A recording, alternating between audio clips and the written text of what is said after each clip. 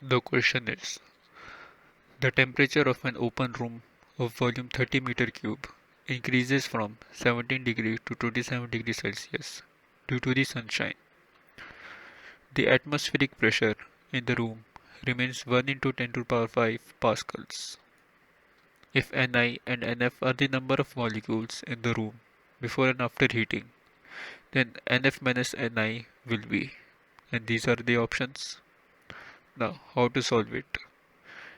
N1 is the initial number of moles which were present in the room. Now, we know that N1 equal to PV upon RT. Because we have the formula PV equal to nRT, from that we will get the value of N1, which will be PV equal to nRT. From here, we will get the value of N as P1V1 upon RT1. Pressure is given, volume is given, and the values of R and T1 are also given in the question temperature. So we get N1 as 1.24 into 10 to the power 3, and N2, now and let N2 be the final number of molecules. The formula is same.